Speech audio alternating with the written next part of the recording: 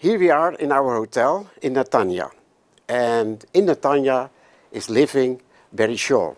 And he has a lot to say about BDS, about everything. So be careful.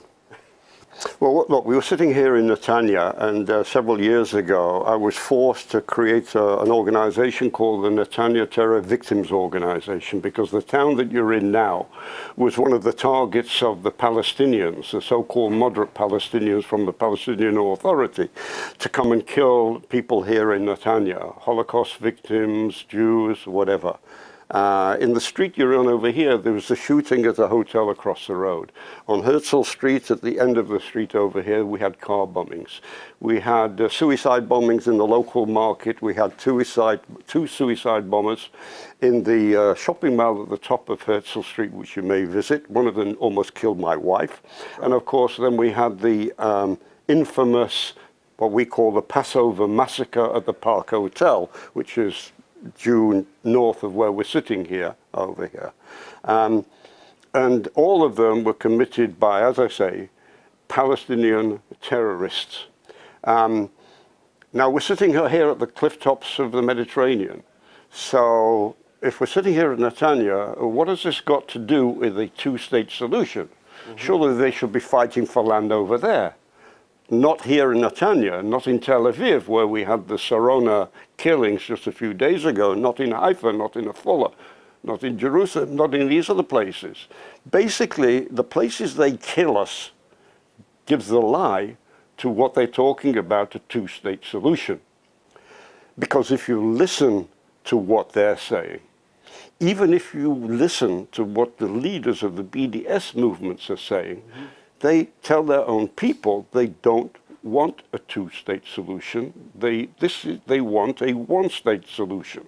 So where you're sitting here, with the sea below your feet over here, is part of what they call illegally occupied Palestinian territory. That's a little bit crazy. That's the truth of the situation.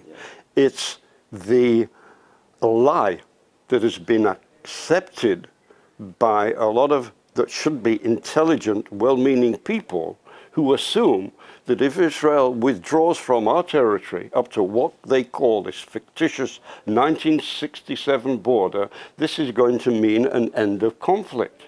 But only this week, the Palestinian Authority media were celebrating this is a step on the way to retaking the rest of Palestine, including Jaffa, Haifa, Acre, the Galilee. So what has this got to do with two-state solution?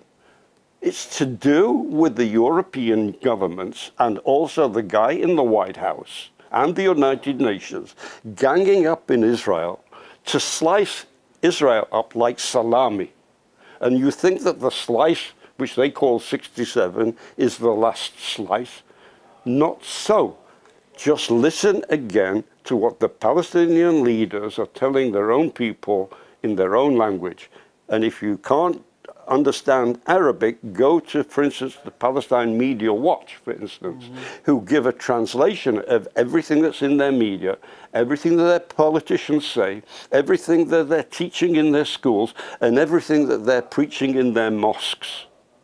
And even if you're coming on to the BDS issue, the guy that founded the BDS movement, Omar Barghouti, has said, and again, it's written in my book, the ultimate aim is the destruction of Israel in favor of a one state, i.e. a Palestinian state. But they have never accepted the proposal to be a state. Of course. Look, one of the reasons why even Mahmoud Abbas, for instance, rejects the notion of recognizing as one of the conditions living alongside a Jewish state in peace is because if he cannot bring himself to acknowledge the rights of a Jewish state anywhere, because it's in conflict for the ultimate aim of the Arabs, the Islamists, and the Palestinians. Both the Palestinian Authority, the PLO, and Hamas all call for the ultimate destruction of the Jewish state of Israel. When I speak to European diplomats, And also, this is your viewers should also lobby your politicians. If you want to see really a two-state solution, quite frankly, ain't going to happen, but put it to the test.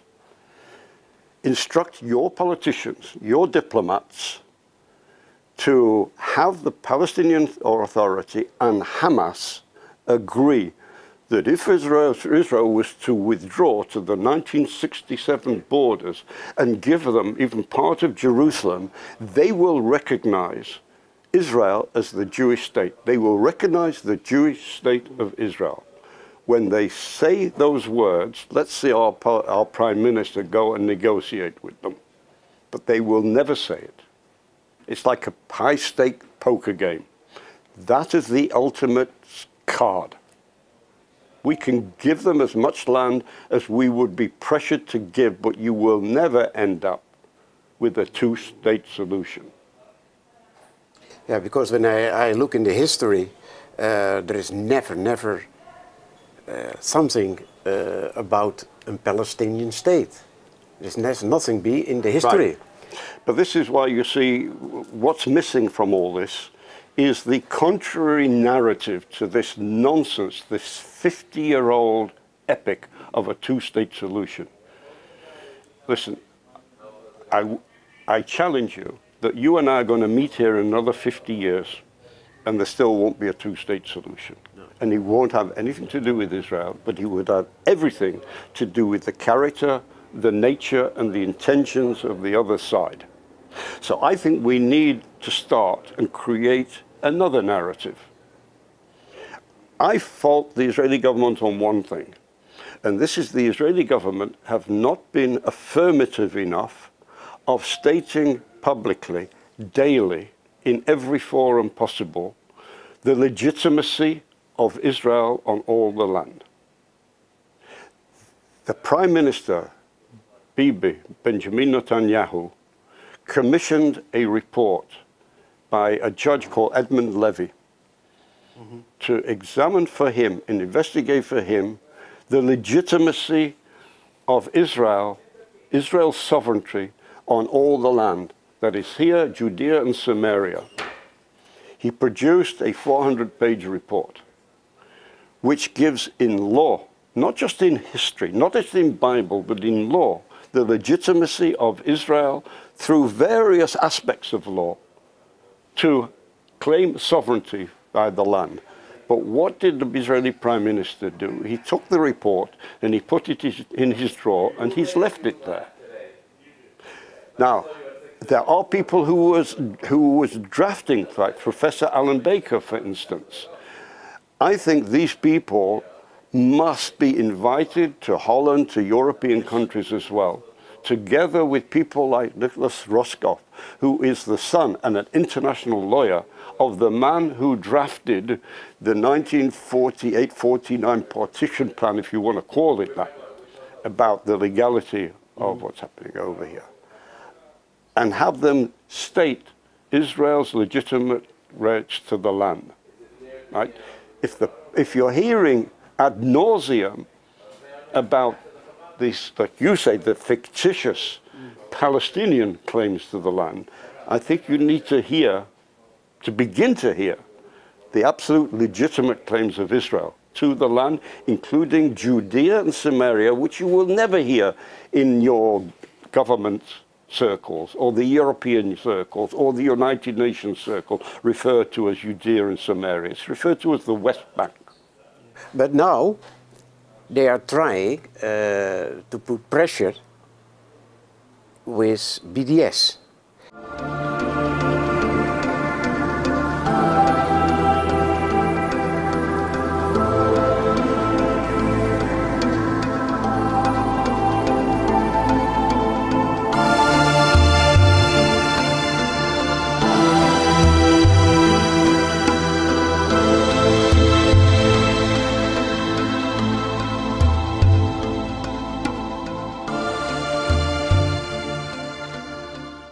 And you have written there a book about, with a very nice name.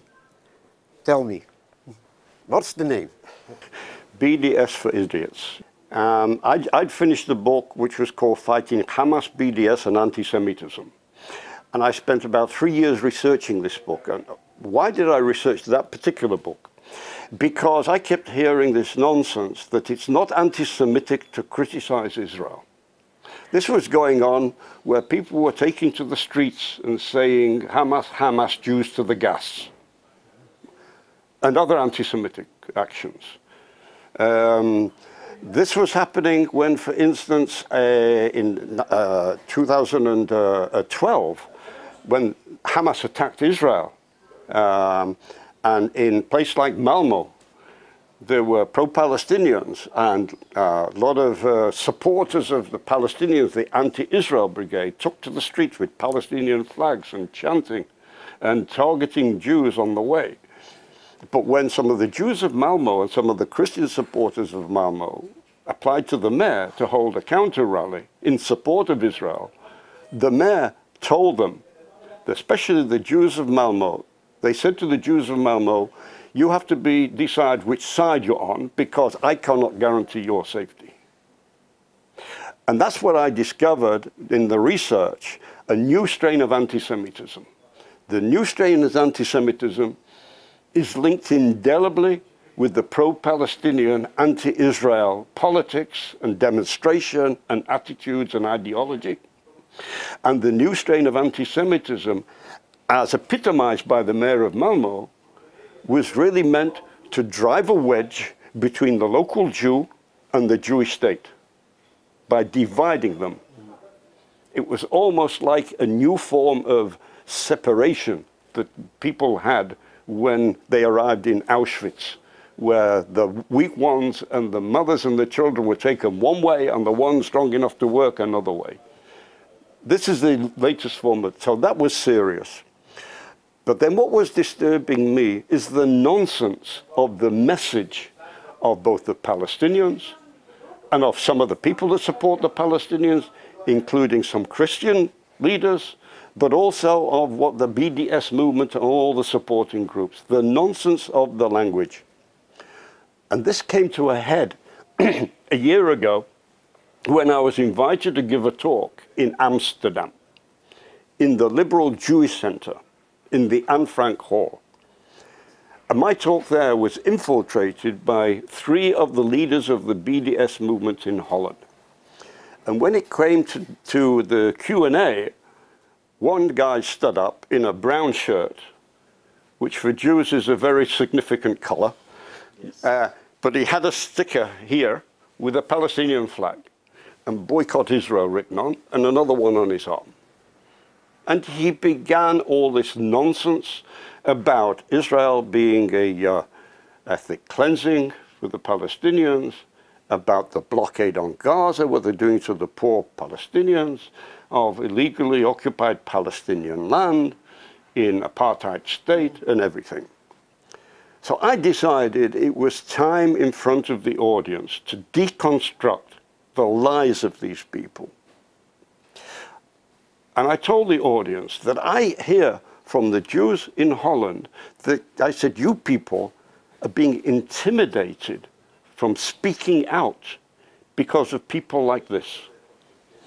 So I turned to the guy and I said, you talk about a blockade on Gaza. I said, how many trucks a day go into Gaza from Israel?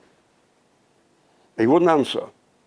I said, is it because you know and you don't want to tell the audience, or you don't know? Because if you don't know, I'm going to tell you there are 800 trucks a day. That was last year. This year it's now up to 900 trucks a day.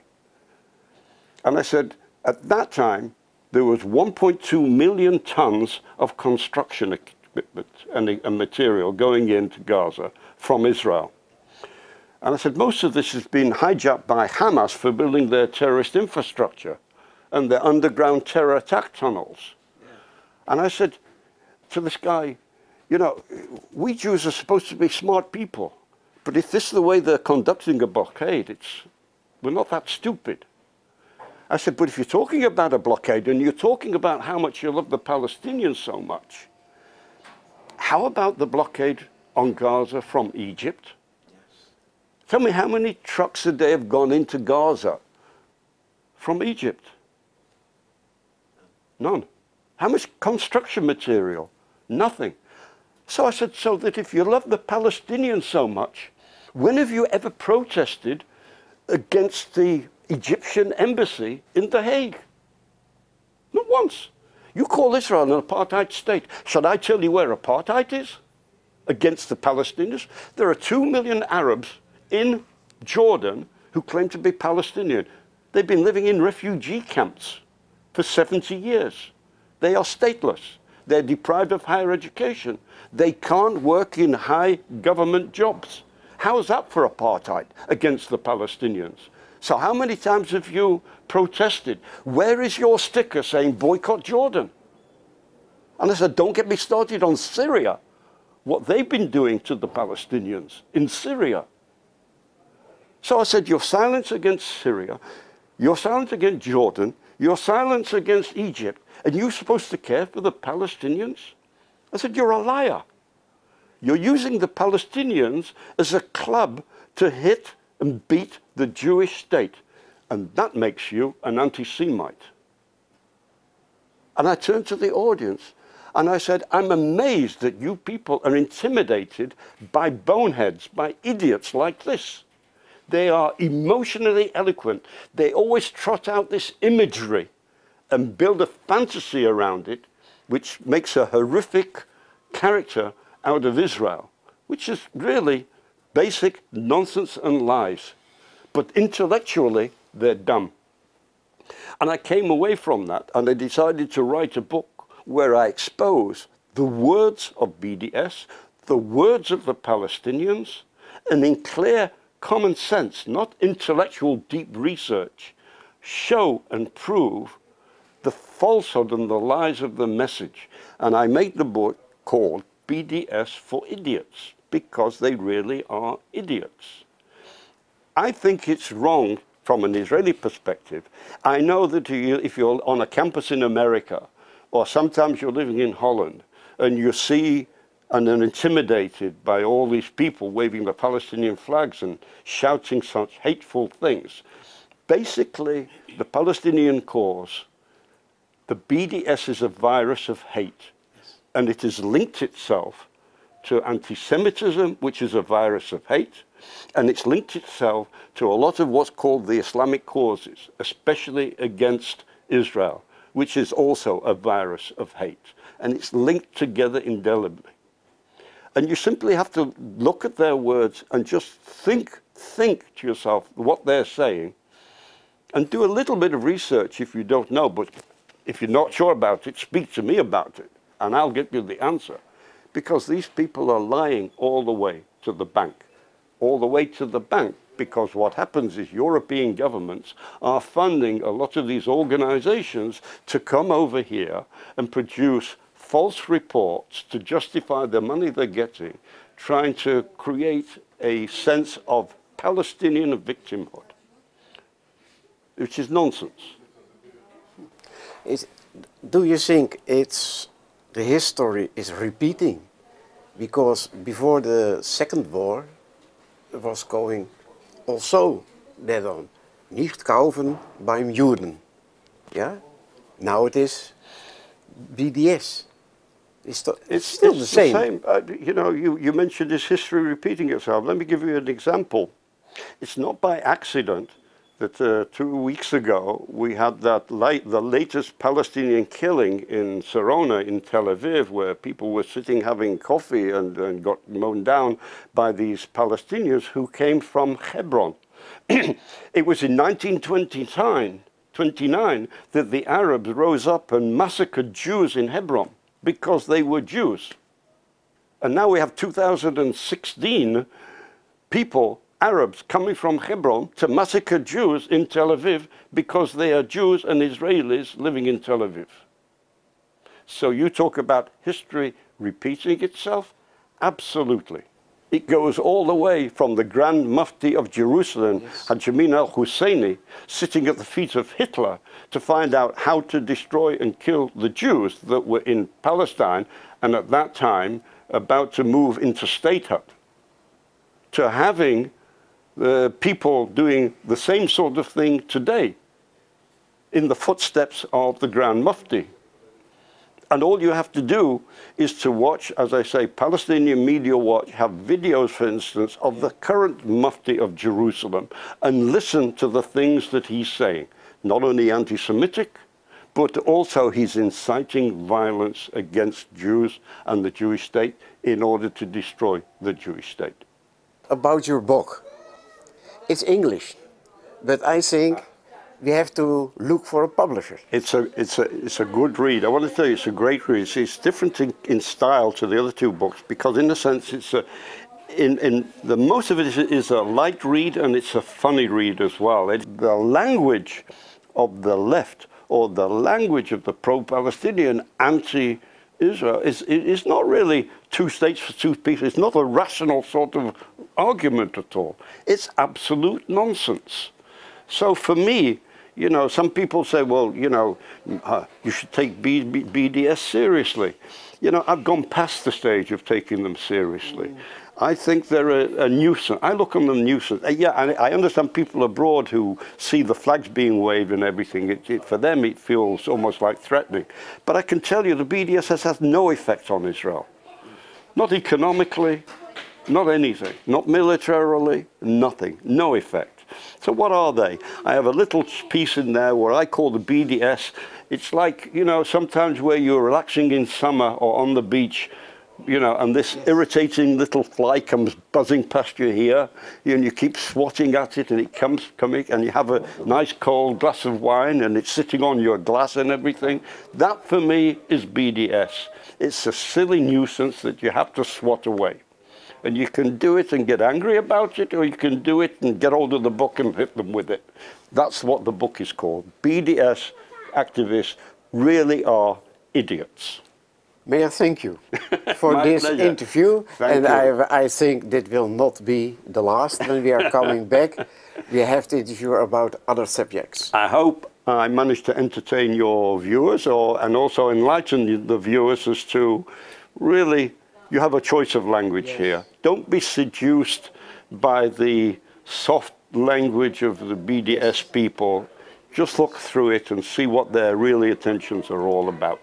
But if anybody wants my articles or whatever, they can send me an email. You can find me on Facebook or Twitter or LinkedIn or whatever, and I'd be happy to add you to the list and anywhere I can help. If you need, if your viewers, for instance, are confronted by a lot of this nonsense, but really don't know how to answer, I make myself available to so many people through the social media. So let me know what's being said, who's being said by, and I will provide you with the truth that you can put in your own language. And it's very important that each one of your viewer who's watching this actually play your part in looking for the truth.